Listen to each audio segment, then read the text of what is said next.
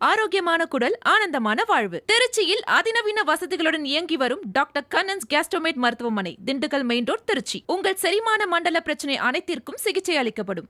தேர்தல் அறிக்கை வெளியிட்டிருக்கு. இன்னைக்கு வேட்பாளர் முதற்கட்ட வேட்பாளர் பட்டியல் வெளியிட்டிருக்கு. அதே மாதிரி பிரச்சாரத்தையும் நீங்க சென்னையில தொடங்கி இருக்காரு எடப்பாடி பழனிசாமி அவர்கள்.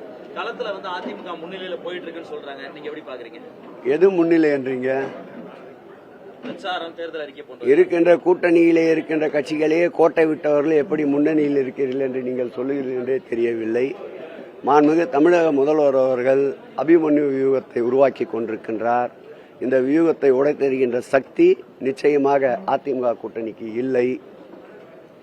சொல்லுங்க. எப்பொழுதும் தேர்தல் களத்துல கதாநாயகனா திமுக தேர்தல் அறிக்கை தான் இருக்கும்.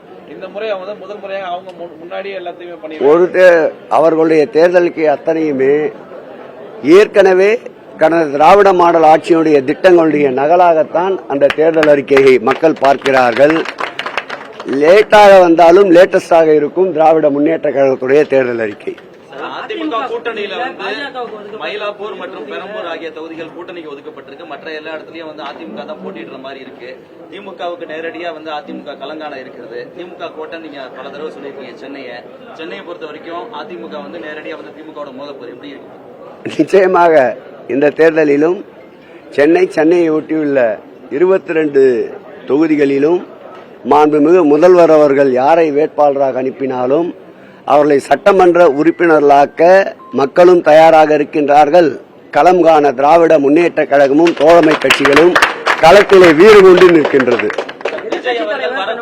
வரக்கூடிய 28ஆம் தேதி விஜய் அவர்கள் பெரம்பூர்ல பிரச்சாரம் தொடங்க போறான்னு சொல்றாங்க. அதே மாதிரி பெரம்பூர்ல தான் போட்டியிட போறதா சொல்றாங்க. சென்னையில எப்படி பாக்குறீங்க சார்? அவரோட போட்டின்றது சென்னையில உங்களுக்கு டஃபா இருக்குமா? ஒரு பிரளயமும் நடக்க போறது இல்ல. வந்தார் போனார் என்று இருக்கும். கடைசியா ஒரு கேள்வி போல நிறைய சொல்லிட்டார். அது அவர்தான் போய் கேட்கணும். என்ன கேட்டா கமலஹாசன் அவர்கள் போட்டியிடாத நிலையில திரும்ப அவர்கள் ஒரு வார்த்தை சொல்லியிருக்காரு. மீண்டும் முதலமைச்சர் இதுல கவனம் அவருக்கு தொகுதிகள் ஒதுக்குறது முன்வரணும்னு சொல்லியிருக்காரு. நான் மாவட்ட கழக செயலாளர், அடிமட்ட தொண்டன். இது தலைவர்களுக்கு உண்டான கேள்வி. ஆகவே இதை தலைமை கழகம் பரிசீலிக்கும்.